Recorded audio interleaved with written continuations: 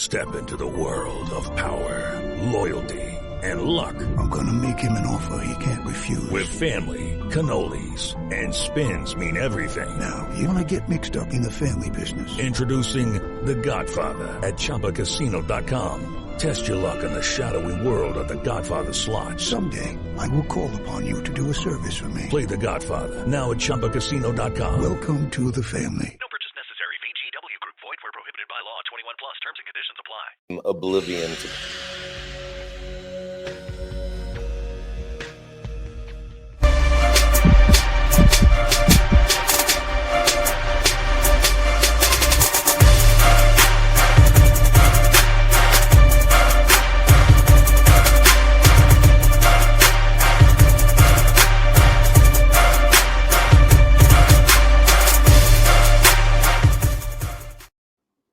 Welcome to the Dynasty Pulse right here on the Fantasy Sports Advice Network, the Undroppables, and also airing on terrestrial radio Tuesday mornings in Talkin, Tennessee, Talkin Sports 101.5 in West Tennessee. I'm bigz. I got Schultzy in the building. We're missing a coach, so I don't know if we go off the rails tonight or what.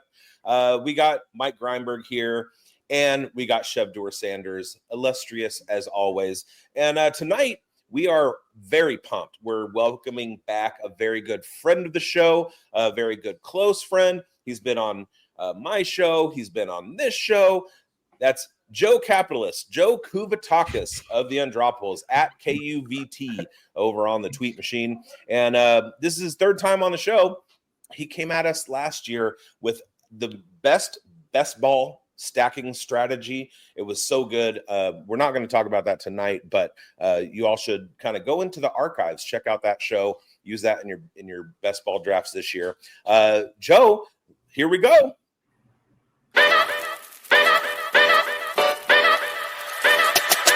Yo!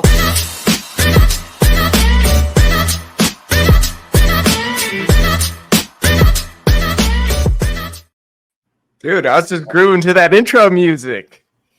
What's up, gentlemen? So good to be back. Terrific. Yeah, Joe is going to talk to us tonight about how strategic thinking can help us in our fantasy drafts. Let the people know who you are, Dino Joe, where they can find you, especially that Dynasty Underground show. Yeah, sure. Well, first of all, again, thank you for having me. And Chev, so good to finally meet you. We've been in chats before, but I think this is our first face-to-face interaction. So great to meet you. Happy to be here. You can catch me at on the Dynasty Underground, first and foremost. That's a weekly show that me, Travis Seal, and Jax Falcone do. It's an undroppable show. And then on Twitter, just Dynasty_Joe FF, same as Blue Sky. So that's where you can catch me on social media. It's funny you mentioned the Omni stack from last year. I actually was just started working on that yesterday, and I'm working on it. It's a harder to find this year, but I'll be putting something out. I don't know if it's going to be a Twitter or an article or what, but sometime in the next week or two, I'll be dropping some OmniStack info too. So thanks for bringing that up. It's like you knew where my head was at. How did it work out for you? Oh, it went terribly, but it's not the OmniStack's fault. Well, I was going to say, look at the view he's at. He must have won it because he's got this beautiful view looking over. He's got some trees in the background. Soon the sun's going to be in his eyes. He's just going to be loving life. It's because of the Best Ball Mania, right? No. Best Ball didn't pay these bills.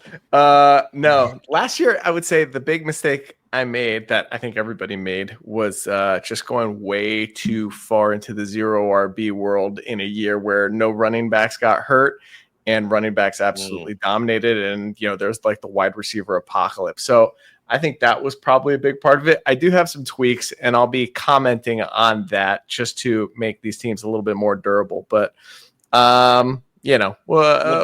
we'll see. I'm not going to stop Omni stacking, and I'm excited to talk about it more when I'm ready to unveil all that. We'll definitely have you back to do that. But for now, we'll just enjoy the scenic vistas of the Northern California Bay Area. Slay area. Shout out Helen NorCal. So let's get into it. Let's do it. Dynasty game theory. Yeah. So we're going to talk about the Dynasty Games Theory this week and probing the expert. So we're going to shift to the strategic mind of the Dynasty world with Joe. It's just not about player evaluations, it's about playing the long game, making moves to set your team for sustained success. Each of us will fire off a focused, challenging question for Joe, covering everything from startup draft tactics to mid-season trade puzzles to mastering FAAB strategy and navigating rookie drafts. So we'll also explore how to balance win-now moves. So with Joe's aggressive yet calculated approach, this segment will unpack the nuances of tactics of serious Dynasty gamers. So Schultzy, roll it out, buddy.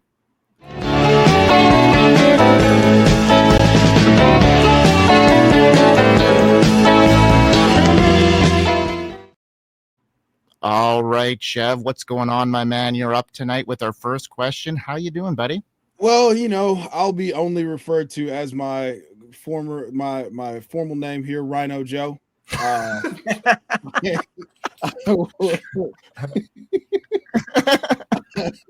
We had Dino Joe on, so now I'm Rhino Joe. I like it. So we're in the heat of Dynasty startup season, and while having a plan is great, being fluid and recognizing runs and adapting remains the truest it's ever been. That being said, have you found your best successes and feel the best about your teams and startups where you're bucking the logic of your lead mates when they're, when they try to manufacture runs, or are you more so setting those trends and maybe being a little bit more aggressive on guys that you stamped early on, like you stamped as a my guy or a Dino Joe special early on in drafts? Yeah, it's a good question. I think first and foremost, the number one question is, how big is the league and how many players are you starting? If it's like a 12-team start 10, then, you want to be acquiring superstars and you're not as worried about depth. Whereas if it's like a start 11, start 12, I'm looking to trade back a lot more and acquire more picks inside of that round 12 zone. And ideally kind of in like that 6, 7, 8 round zone. That's like where kind of you make your money in like start 11, start 12s, where you just beat them in the flexes, you beat them at the wide receiver 2, the RB2, the QB2, and you let them go get that top end talent because you're just looking for dudes to plug into those spots. So it really depends on how many players you're starting and how big the league size is. That kind of dictates how I approach drafts. In terms of like what's happening in a draft, I'm usually playing start 11 or start 12. So I'm almost always trying to trade out of my first round pick. And I want to get a couple things. I want to get, picks, a little bit further back, but I also want to acquire future first round picks, second round picks, third round picks in the process. And then this is kind of a long-winded way to get to your answer, but I do trade back up as well. My main strategy is acquire firsts, hang on to those for dear life. But with the seconds and thirds you acquire, use those to time your trade ups. I like to make small jumps if I'm 2, 3, 5 picks away and I see a tier kind of coming to an end, like a run has started. So I'm not really focused on starting a run. I don't control that, but I can see when it's happening, when it's coming to an end. I will use those seconds and thirds that I acquired early to move back up and try and catch the end of that run. So that's kind of how I approach it. It's fluid for sure. I'm almost always trying to trade back early, get as much value as I can out of those first 2 or 3 picks. Make sure I've got the right, the same number, or, if it's like a start 12, right? I want 12 or 13 or 14 picks in those first 12 rounds, but I also want to be acquiring first because that's like the lifeblood, that, liquid asset that, you can trade at any time for whatever your team needs. Because the way I think about it is this. You don't know how your players are going to do when you draft them. You're not going to know until early to mid-season how your team is doing. There's nothing more valuable than first-round picks to make the trades necessary. If you decide, hey, I'm like this close, right? I just need to get one more player and I'm in this thing, or make up for injuries. So the liquidity of first-round picks is like the key to the whole puzzle. And the best way to do that is to trade down early and just make sure you get enough picks to make up for it in the flexes and those secondary spots where everyone else is going to be weaker. That's where you gain your edge. That's my approach. One of the big. Sorry, go bigz. You have something to say? No, I was going to kind of like add on to that and ask how you, when you're arranging a trade you're in draft, you're in startup mode. How do you look at pick values? How do you assess whether what you're getting is enough or what you're giving away is too much, etc.? Like how are you doing your pick valuations?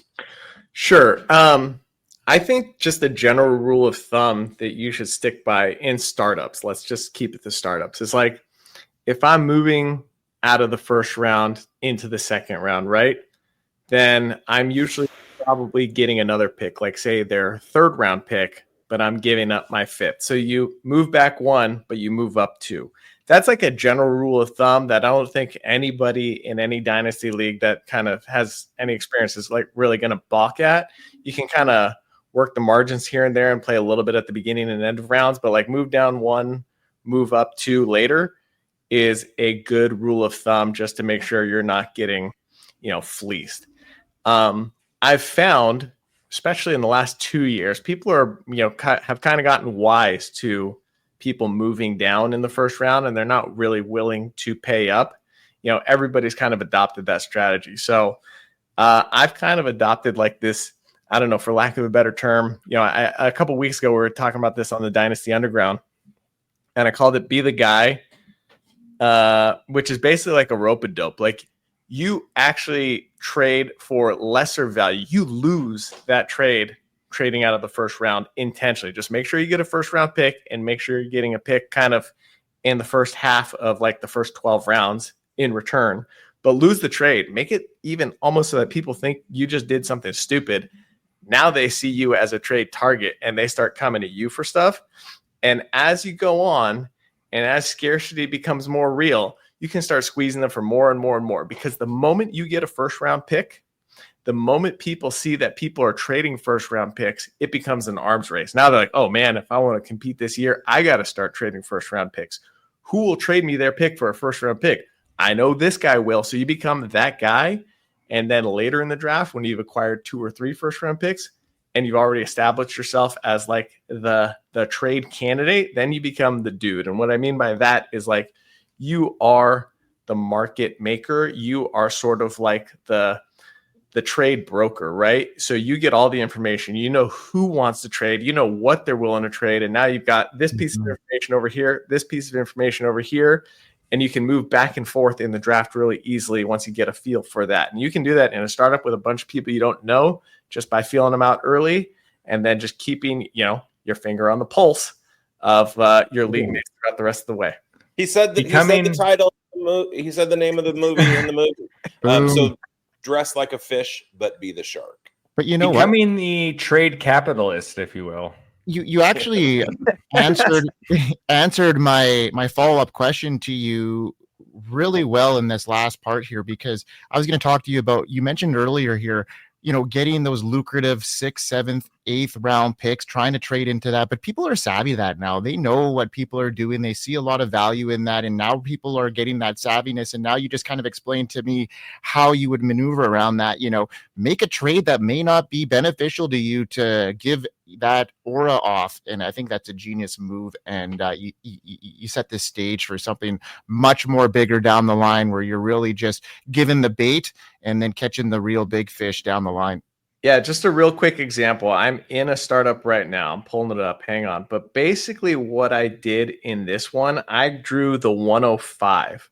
So nobody was taking the bait early to, give me a first round pick. So I just moved from the 105 to the 108. And in the process, I picked up a second and a third. And then I moved that 108 back to the 204 and I picked up a first there.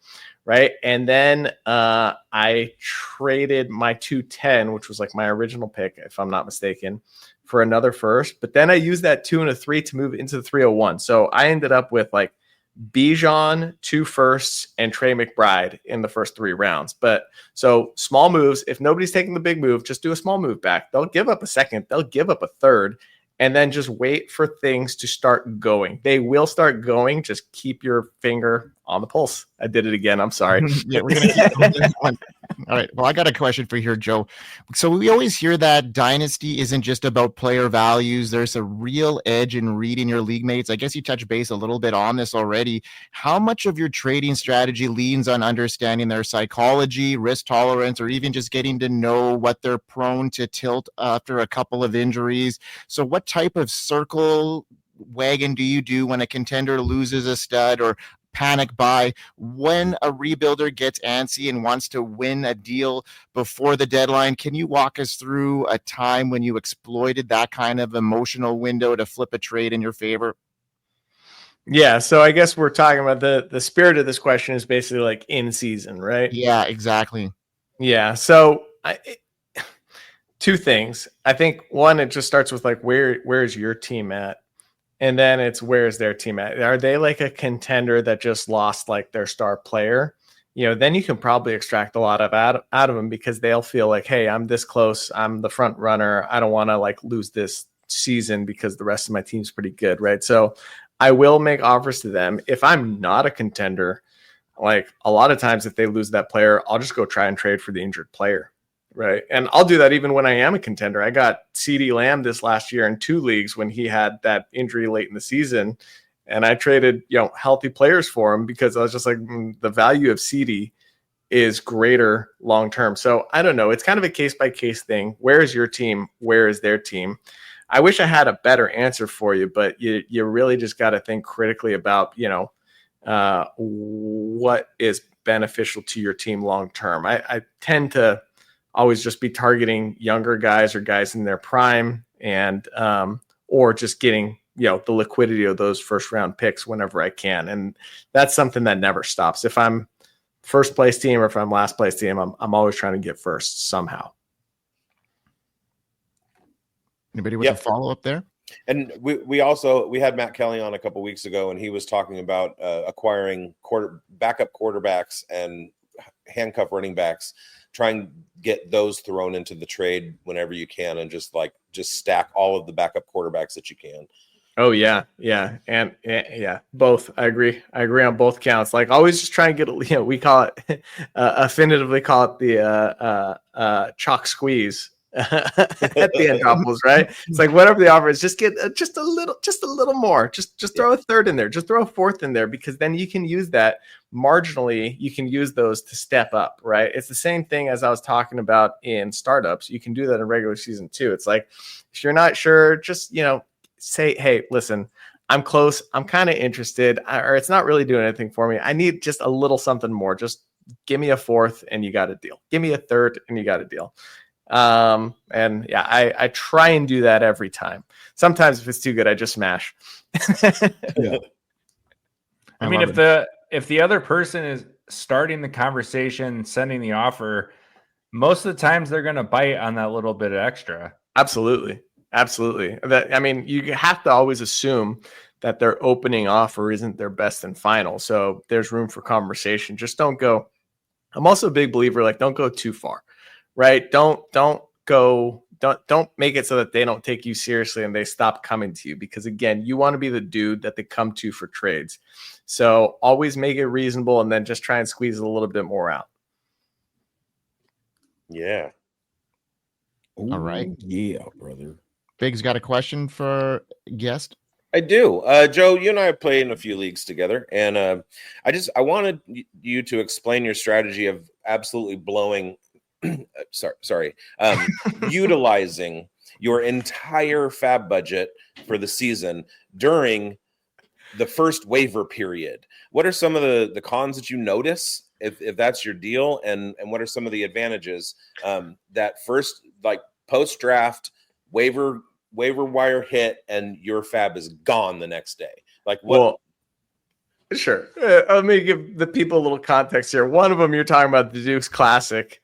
Yeah. That is a very special case where it was an 8-team league and we all drafted under the influence. without any notes and without any cheat sheet, right? So we were just going off the dome, and I ended up, kind of short on a quarterback. So I was just like, I'm just going to blow most of it on a quarterback but in an 8-team league, there's no scarcity of players, right? So what good is that FAAB money? You're always going to be able to find people. Sure. The other one I think you're talking about is, what did I do that in? Omega? Was it? No, it wasn't Omega. It was Undisputed. Yeah. So in that one, I adopted an orphan in that league last year. Yep. We drafted together. Yeah, exactly. And so I'm very much in like year 2 of a rebuild, and I think I'm going to be competitive this year, but I blew almost all my FAAB on Taj Brooks because he went undrafted. Now, he's a dude, like, I don't think he's a world beater, but I think his situation is excellent. Mm-hmm. And that's a 12 by 12, if I'm not mistaken. Yeah. And so my thought process is just like, am I really going to find anybody better on the wire? Like, this is maybe the best it's going to get all season. I don't want to miss out on this dude. I think the next highest bid was basically like 50% of FAAB. So I went like, I don't know, 90%, if I'm not mistaken, because I'd already spent $69 in a trade to get a trade done. That's another great trick. It's like, if you just offer $69 in FAAB, nobody says no to that ever. Nice. Exactly. So, it's just situation dependent. If I'm like a contender, if I'm pretty well set, I'm not going to do that. But, if I got nothing to lose and I'm like in a rebuild anyways, just go get a dude that can actually be impactful. And yeah, there's no limit. The FAAB is free money, right? You don't get to take it with you. There's absolutely no limit to what I would spend to a dude that could end up being a big time difference maker if just one guy ahead of him goes down. Yeah, and I thought that my what is that, 20%, close to 18% of FAAB, I thought that was going to get it done, and then you came over the top with a bid that was like 5x mine. Yeah, I mean, in redraft, I play it completely differently, right? I'm way more conservative in redraft, but in a dynasty league where you get to keep these guys forever, like, I don't know, you can think about it almost like on a long-term basis. It's like if I spent $450 in FAAB on this dude, but I get him for the next 8 years, what do I care? Right. And have you noticed that when you clear everything out on FAAB, it doesn't really like come back to bite you, where you're like fighting for guys late in the season after injury and things like that? Or do you make up for it with trading? Well, there's actually another, I'm glad you brought this up, because I'm a complete nerd. And I'm looking at touch logs, and I'm looking at practice reports, and I'm looking at, all kinds of stuff. So I guess, from a listener standpoint, like, it depends what kind of player you are, but I'm a huge advocate and proponent of preemptive pickups. Usually guys don't just show up out of the blue, right? I mean, maybe there's an injury and all of a sudden they become relevant, but usually there are some signs that these guys are going to become relevant. And so I like to add them. As soon as we start seeing those signs, I'm always keeping like 3 spots at the bottom of my roster kind of fluid just for churning and doing these preemptive pickups. Kind of when you start to see the writing on the wall that you're going to see an uptick in usage for this player, and it's usually running backs. But most of the time, like, again, in these 12 by 12s or 12 by 11s, it's like the dudes you're getting off the wire in season probably aren't going to be difference makers unless you're talking about a quarterback situation, in which case that can be really impactful. So I'm usually willing to forego that, and I usually try and set myself up where I've got kind of contingency plans at quarterback. But you can certainly miss out on some dudes, but I'd rather secure a dude I'm confident in their talent for the long term than just playing that game in season and hoping they're increasing value, right? Yeah, it's a good point.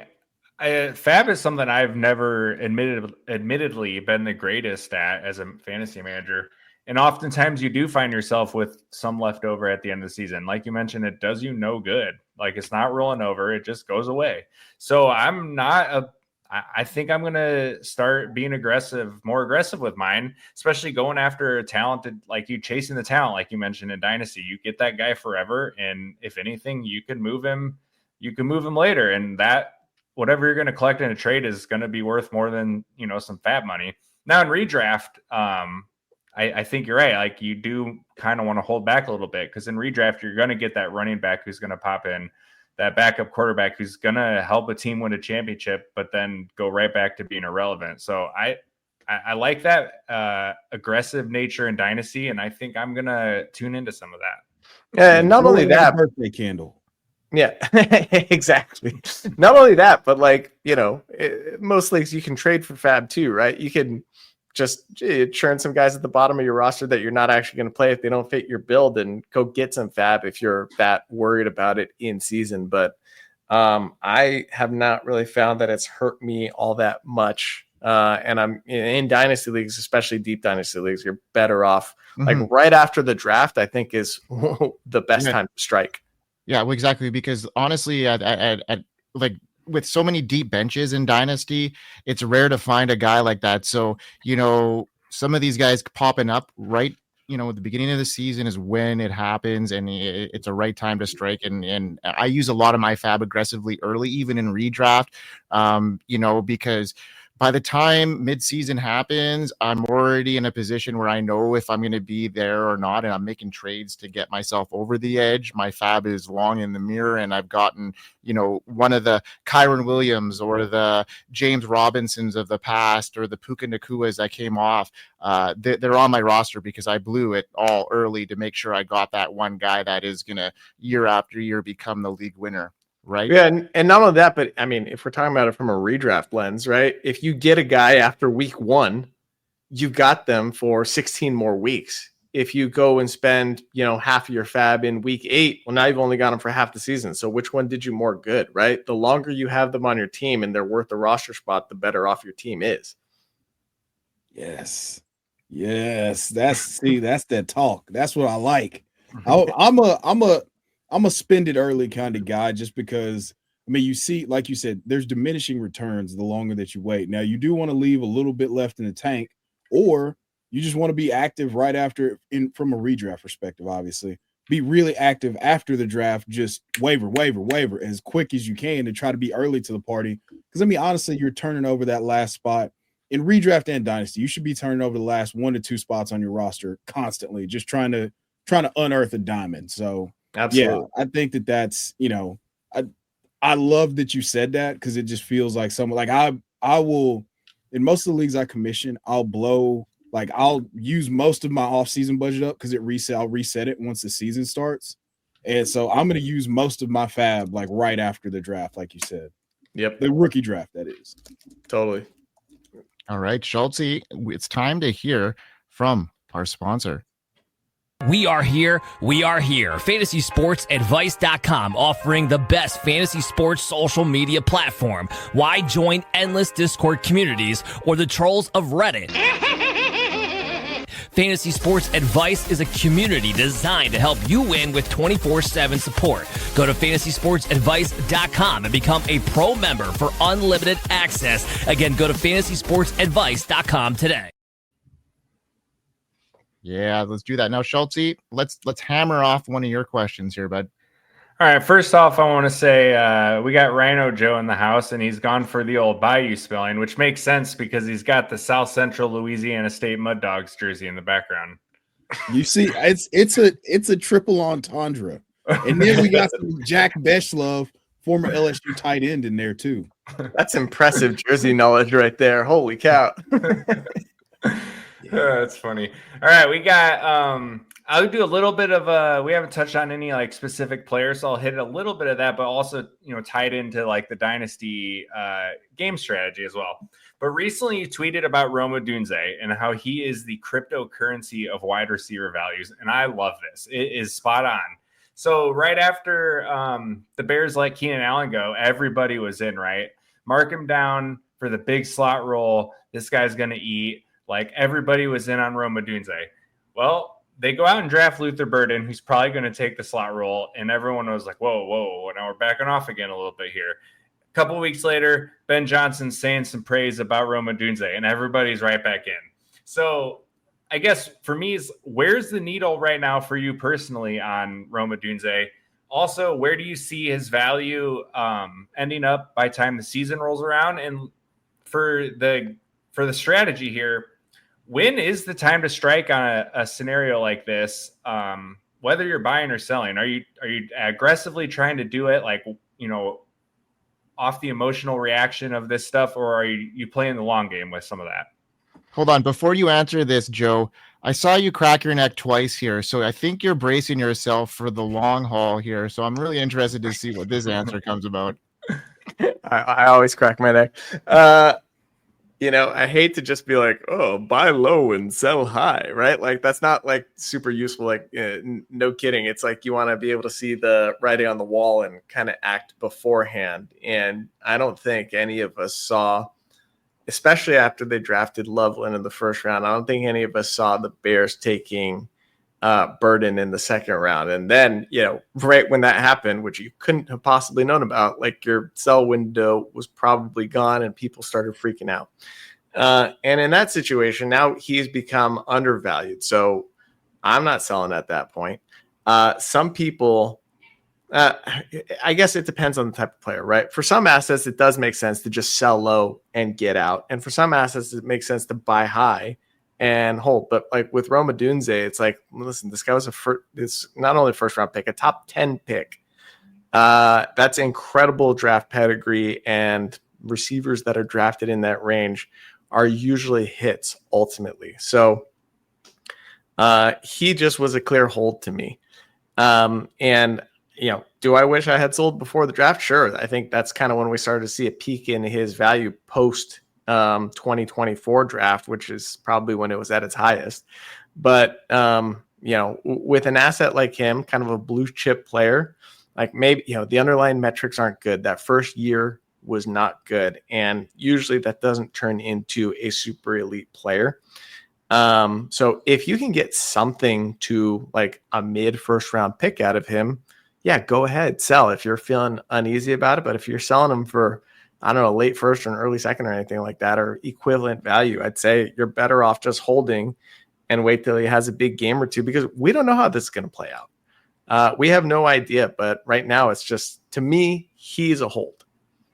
I'm also not buying, I should say. Like, the buy window is probably gone. The sell window is probably gone. It's just, this is a clear hold to me because he's such a valuable asset, but you also don't want to overpay or sell for too low. So that's kind of a non-answer answer, huh? Yes.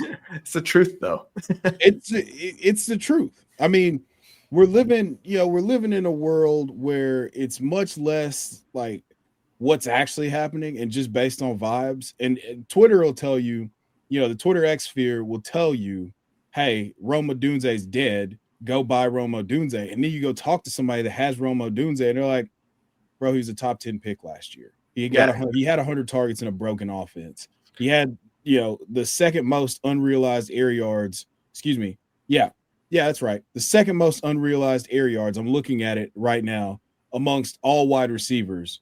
And then, there's some things here. There's something there very clearly. Yeah, not only that, but like if you go back and watch the film, I mean, Caleb Williams missed him badly on a couple of huge downfield plays. If he had just connected on like two of those, he hits different thresholds from a points per game basis, and the outlook on him as a fantasy asset is completely different. So, part of it's situation, and part of it's like, production, actual productions where the rubber meets the road.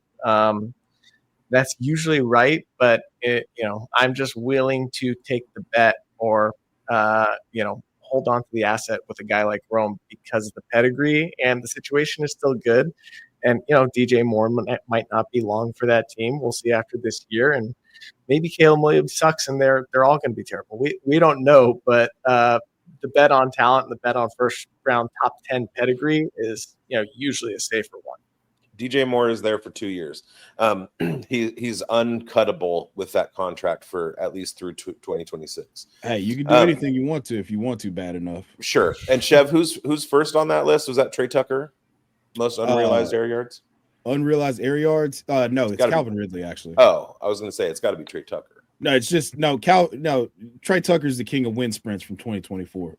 First crowned by Alec Pierce in 2023. The second inaugural winner of the air, like the Cardio Kings for 2024 is Trey Tucker. Love it. I love Sounds it. about right. Yeah, I think personally, and we're not here to talk about what I think. I want to know more from the brain of Dino Joe. I want to know more. And so, I'm glad that you said that about Rome Odunze, because you'll see on Twitter, oh, he's a complete fade, he's this, he's that. I want to buy at a depressed price, which people are getting a little bit more sharp and being a little bit more patient. It's kind of ticking me off a little bit, because we should have done what we did with JSN after his rookie year and was like, hey, look at all these historical comps of how bad he is. And like pushed him down like a wide receiver 40 range, but he's still around like wide receiver 19 or 20. And that bottles my mind in a way that I can't fathom. Yeah. That's what that top 10 draft capital will do, though, right? People are just hanging on. They're anchoring to that, and I can't blame them. But you're right. You'd expect to see what happened with JSN, and it's a very similar story. The only difference is like the competition didn't get a lot tougher for JSN in year 2, where it has for Rome. So it's a tricky case. It's a tricky case. It's very unique, and I'm glad that the nuanced thing to do from an experienced player is to just hold, and then if you want to be in, use that as confirmation bias. If you want to be out, try to sell high. Yep. Yeah. If somebody makes you a great offer, feel free to take it, but I'm not actively trying to sell them. I don't think my league mates are that smart or dumb. Well, I mean, JJ took a lot of heat on his show because he sold them for a first round pick. I think it was 108, which was kind of like a lateral move when he ended up picking, I think it was Ibuka in that stage. So you just kind of just rolled over the 1 year there and kind of similar situations and all that kind of stuff. So, rolling over that, you're rolling over your asset, essentially getting lateral returns. So I see that as a good move. He took a lot of heat on that, but it is what it is. Now, what is awesome is our Fantasy Sports Advice Network rookie guide that we just launched on the website. So check out the merch shop that has got all the great gear, as the Dynasty Pulse new hat that has been dropped. So check all that stuff out. And now let's get into our next segment, Joe. We got some veteran presence back, some fresh value. We're going to be, following up last week's deep dive with, last week we talked about the wide receivers, some veterans coming back. Let's talk about the running backs now. So we're going to shift our attention there where, some respect needs to be deserved here. So we're going to talk about some running backs that might have some fresh value that are kind of in the veteran presence in this space. Now, Joe, you said you been contemplating this for over 48 hours in our pre-show meeting. So I'm intrigued to hear about your player and what he brings to the table this year in 2025. Well, when I saw the show sheet, I was like, that's a really good question, because, we go through prospect season and rookies and just think about how all these veterans are going to get nuked and all these marginal guys are going to, have their, pie eaten into and what have you. Right. So I was like, thinking to myself, who has just everybody kind of gotten tired of, but just keeps on banging out, good seasons. And the answer I came to, who I think is really undervalued, I actually tried trading for him earlier this week, is Tony Pollard. No! No! Tony, Rhino Joe doesn't like that. So let me finish, and then I'd love to hear your thoughts. But man, listen, he got QB upgrade from like one of the worst in the league. No real competition added in that backfield. He's had 3 straight 1,000-yard seasons. One of them was coming off of an injury, and last year we actually saw him start to regain a lot of that explosiveness. He's been hovering around 40 receptions plus every single year, and the last 2 years he scored like 4 and 5 touchdowns. I think for a dude that's getting his workload, you can kind of expect that to be around 7 or 8 touchdowns. So there's like some touchdown regression coming as well. So everything around him got better except for the running back competition. if this is a better offense, we can expect a spike in those touchdowns and more sustained drives. So he's still 27, almost 20. I think he'll be 28 by the time the season starts, but he's just an underappreciated guy. I think you get him for like a mid-late second in most leagues, just from a value standpoint.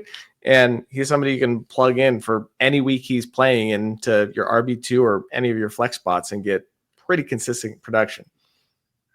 Yeah, I think you're dead on here, man. He had that nasty leg fracture in 22. You definitely could tell he lost some juice in the 23 season, his last season with the Cowboys. But you mentioned he still ran for 1,000 yards, still caught 55 balls. And that was one of my big concerns going into last year with him was like, hey, that injury might have taken his juice away. And you hit it. It came back. Like, he's still a very good back. And, yeah, you get the QB upgrade. The offense is going to be better. I'm in on some Tony Pollard. Yeah, and everybody just thought Tajay Spears was going to, overtake him, and that never happened. He became the guy.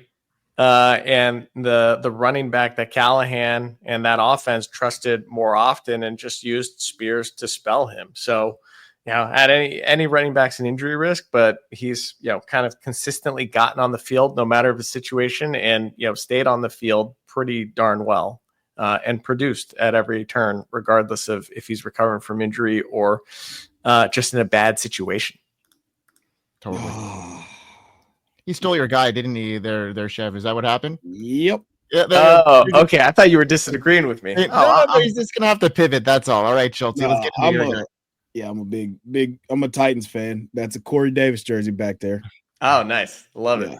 So Being the top 10 picks that didn't pan out, huh? Woo. Yeah. Got him. Super cool.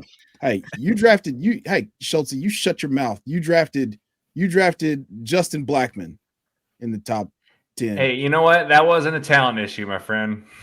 Yeah, the Treylon Burks jersey is just off camera. Yeah, the Treylon. All right, I'm going to take it over. Yeah. I'm going to take it over some Travis Etienne. He's gotten completely lost in the picture here with some of the Tank Bigsby hype, them drafting Bashal Tutin.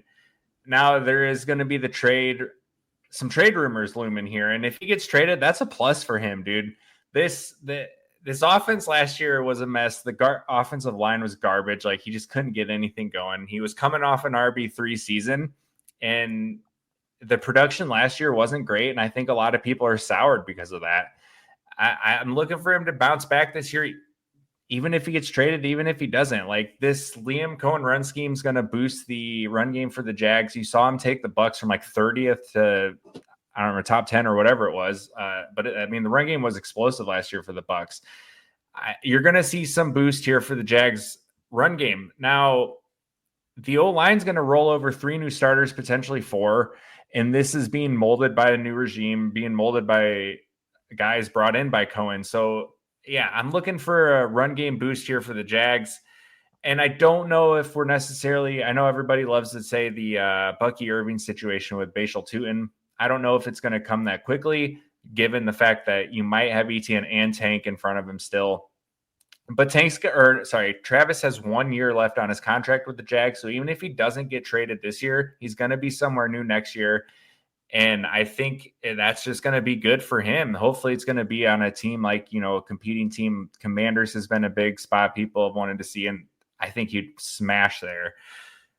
All that to say, you're getting an offensive upgrade here.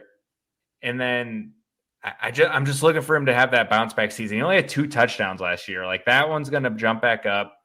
I think people are soured on the fact that a lot of people got really burned by Etienne last year, and they're not going to be looking to go back to the well there. And I think you can take advantage of that.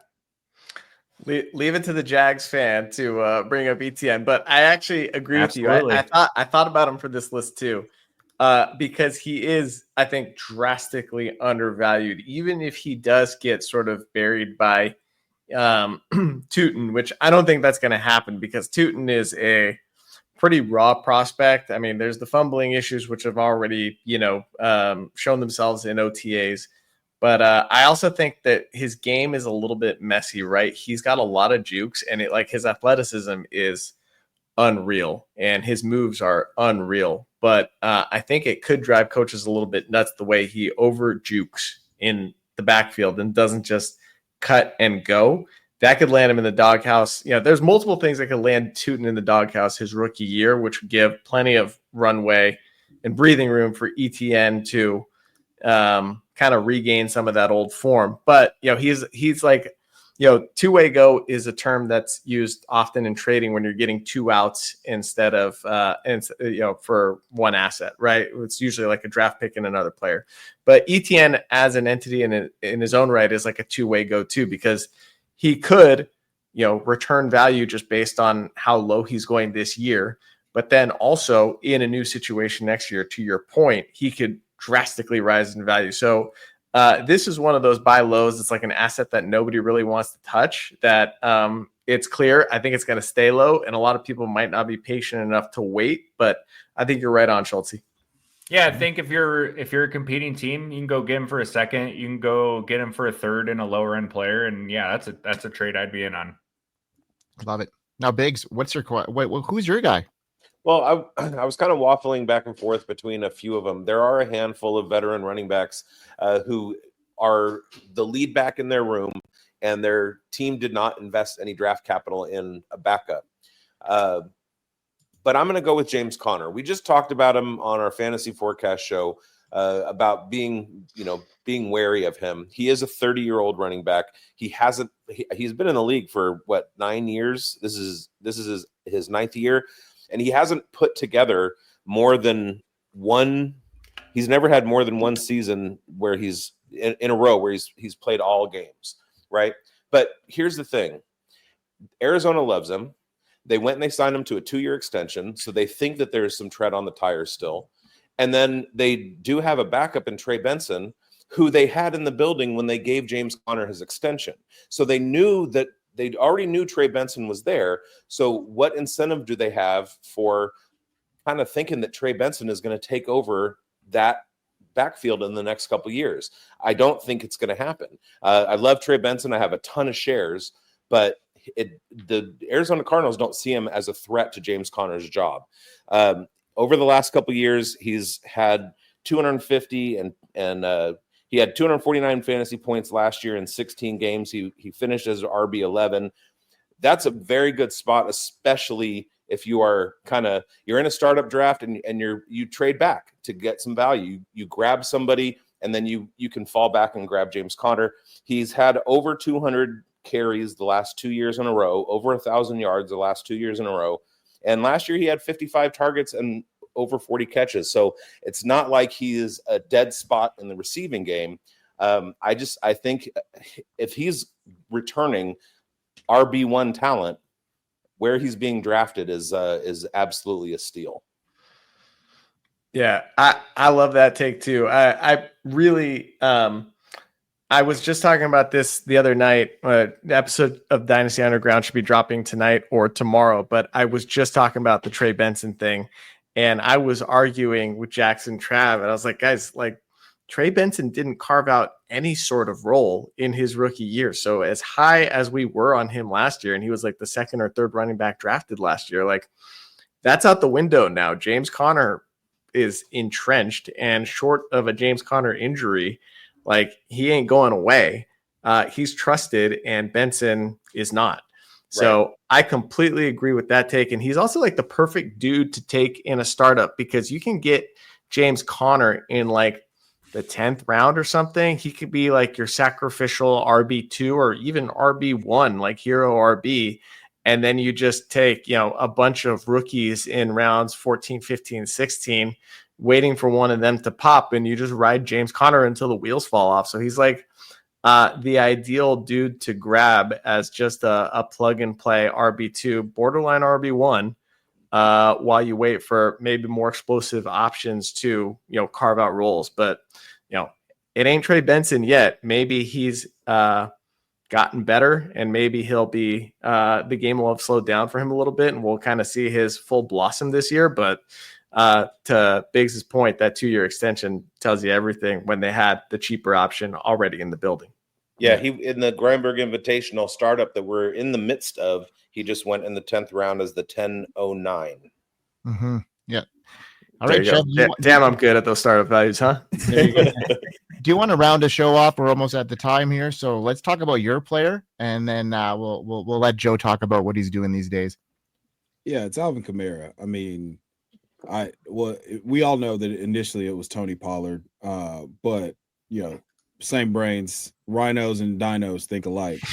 So Alvin Kamara for me going into his inaugural year with Kellen Moore as the offensive coordinator. I mean, he's not a workhorse per se, but he gets work, like he handles the lion's share of the volume for the last 3 years, and I feel like he's criminally undervalued because everybody's kind of expecting the fall off. Like, we had some putrid offensive lines where he ended up averaging 3.5, right at 4 yards a carry for a couple years, and didn't have as many explosive runs. He was still catching the ball at a high level. So yeah, Alvin Kamara for me is the veteran guy that I want some respect put on. Grindberg took him in the 8th of the Grindberg Invitational startup, and I fell to my knees on the way to the cement aisle. So I was in there. I was on the way to the cement aisle. I ended up falling on my knees and like tearing my shirt off, Hulk Hogan style.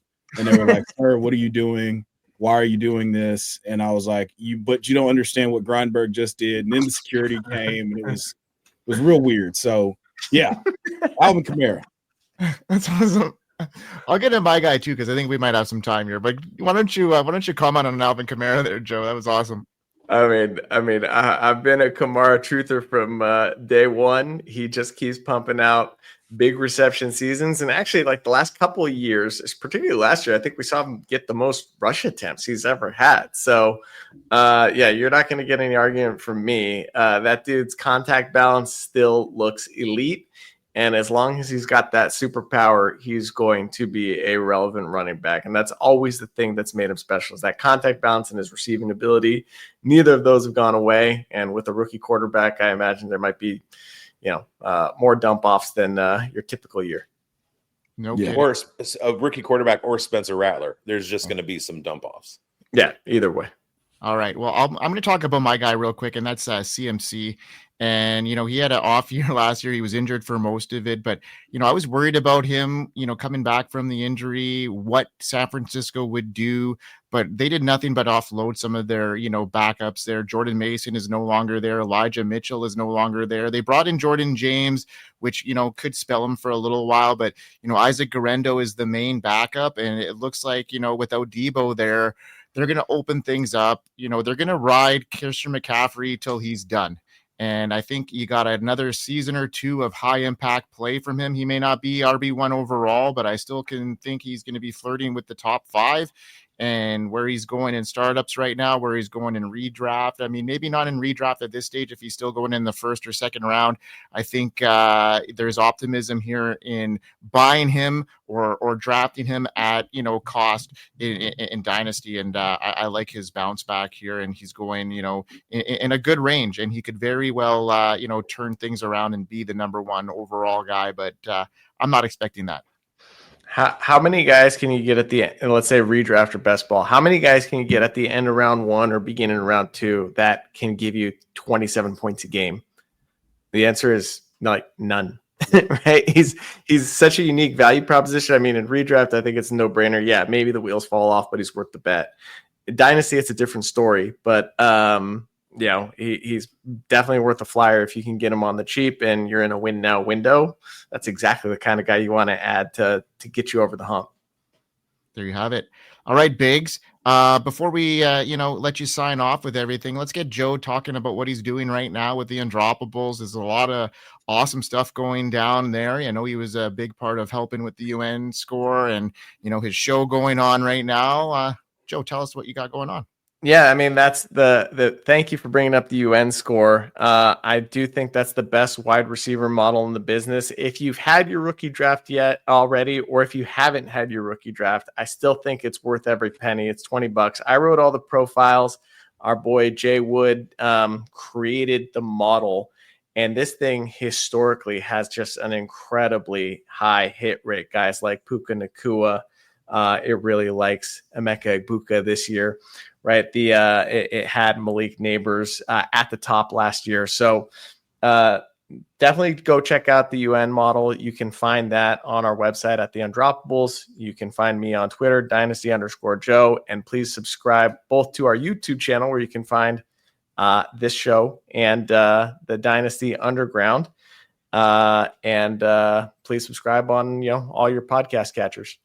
And one more thing, though, is the Undrafted just dropped on the YouTube channel. Now is going to be a full-time show on our channel, which is so awesome for the brand. Jax is his world-renowned show, his podcast is now on the YouTube channel. So that's a huge thing for us as Undroppables. So really pumped to see that go down and get that channel the well-deserved respect that it should get.